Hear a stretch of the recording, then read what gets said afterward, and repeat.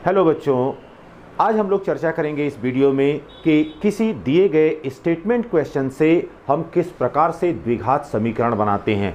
अब द्विघात समीकरण का मतलब हुआ कि वह ax square plus B X plus C is equal to 0 प्रकार का होगा, और समीकरण का मतलब ये हो गया कि यहाँ पर लेफ्ट हैंड साइड भी होगा और राइट हैंड साइड भी होगा। अब फिर देखिए, यहाँ पर जब भी स्टेटमेंट क्वेश्चन देता है, कोई कथन वाले प्रश्न होते हैं, तो उसमें करना क्या है, सबसे पहले समस्या को देखना है कि समस्या क्या दी गई है और समस्या में क्या क्या बातें अज्ञात हैं और क्या बातें ज्ञात हैं। नोन और अननोन की पहचान हमको करना है। फिर क्या करना है, फिर एक कोई चर लेना है और उस चर की सहायता से अब हमको द्विघात समीकरण बनाना है। तो आज हम लोग यहाँ पर क्वेश्चन नंबर 2 के चौथे पार्ट पर बात करेंगे, जिसमें कह रहा है कि एक रेलगाड़ी 480 किलोमीटर की दूरी समान चाल से तय करती है। तो दूरी यहाँ पर कितनी दी गई है, दूरी यहाँ पर दी गई है 480 किलोमीटर। तो यहाँ पर हमने कहा कि जो जो बातें दी गई हैं यहाँ पर उनको लिख लेना है। दूरी d और यह बराबर है 480 किलोमीटर, इतनी दूरी है। फिर कह रहा है कि समान चाल से तय करती है। तो अब समान चाल दिया नहीं है, तो हम अब मानेंगे यहाँ पर कि माना समान चाल यह बराबर है x किलोमीटर प्रति घंटा, x किलोमीटर प्रति घंटे की एक समान चाल से इस दूरी को वह तय करती है। फिर कह रहा है यदि इसकी चाल 8 किलोमीटर प्रति घंटा कम हो जाए, तो अब नई चाल अकॉर्डिंग टू क्वेश्चन इसकी नई चाल अब कितना हो जाए, ये हो जाए x माइनस 8 और किलोमीटर प्रति घंटा, क्योंकि 8 किलोमीटर कह रहा है कि कम हो जा रही है। तो वह उसी दूरी को तय करने में 3 घंटे अधिक लेती है। तो सबसे पहले कि पहले वाली चाल से जब यह चल रही थी, तो इसको इस दूरी को तय करने में कितना समय लगा। अब आप जानते हैं चाल बराबर होता है दूरी बटे समय। दिस इम्प्लाइज दैट समय यह बराबर हो गया दूरी बटे चाल। अब यहाँ पर पहला समय देखिए, जब पहली वह चल रही थी किससे, x चाल से चल रही थी, तो यह t1 कितना हो गया, दूरी 480 किलोमीटर, 480 और बटे x किलोमीटर। फिर अब दूसरी बार क्या होगा, दूसरी बार इसको यहाँ पर यह t2 समय लगेगा, और t2 समय क्या हो जाएगा, यह हो जाएगा 480, दूरी जो है वह निश्चित है। अब फिर यहाँ पर चाल हो गई x माइनस 8, तो यहाँ पर 2 समय मिले t1 और t2।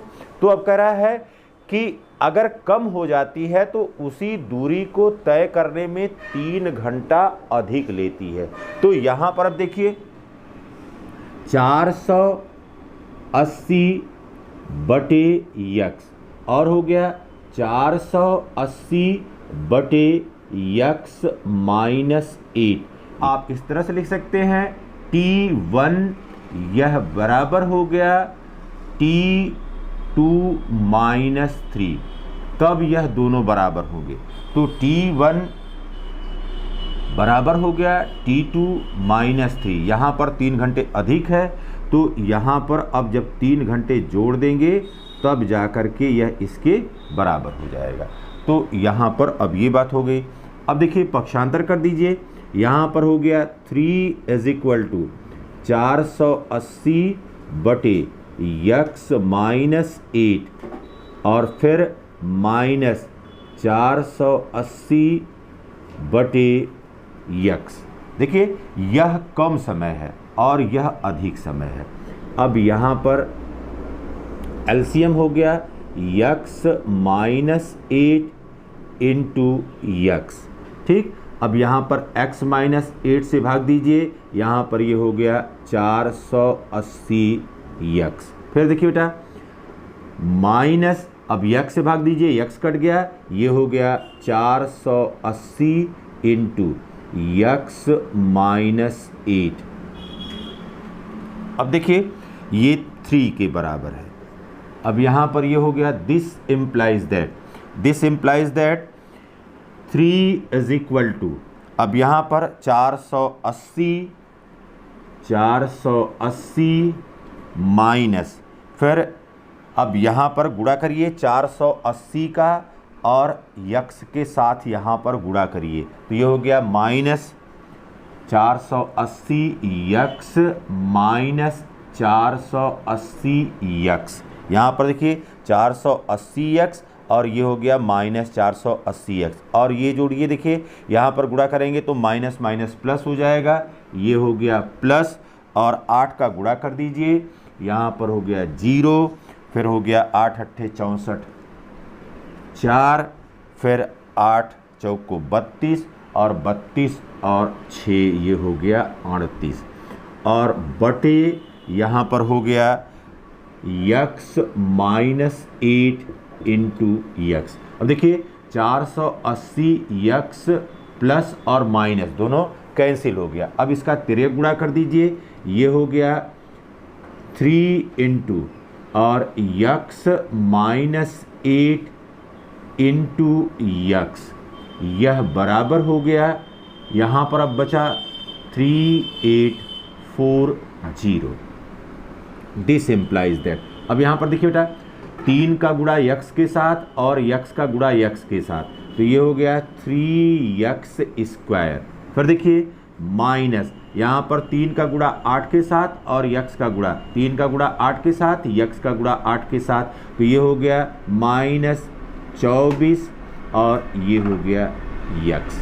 ठीक, यह बराबर हो गया 3840। अब देखिए यहाँ पर हो गया 3x स्क्वायर माइनस, अब यहाँ पर माइनस 24 यक्स फिर माइनस 3840 बराबर 0। अब ये देखिए समीकरण बन गया, इसलिए कि अब यहाँ पर द्विघात समीकरण की शर्त क्या है? द्विघात समीकरण की शर्त है कि ax square plus bx plus c is equal to 0 प्रकार का होना चाहिए and a is not equal to 0, a का मान शून्य नहीं होना चाहिए। अब यहाँ से क्या कॉमन ले सकते हैं? यहाँ से 3 कॉमन ले सकते हैं और इसको लिख सकते हैं x स्क्वायर माइनस 8x और 3 से भाग दे दीजिए, माइनस 3 एकम 3, फिर 3 दूना 6 और 3 अट्ठे 24, 1280 बराबर 0। या यहाँ पर ये हो गया x square minus 8x minus 1280, यह बराबर हो गया 0। तो यहाँ पर द्विघात समीकरण, जबकि हमको रेलगाड़ी की चाल ज्ञात करना है, वह x square minus 8x minus 1280 के बराबर होगा।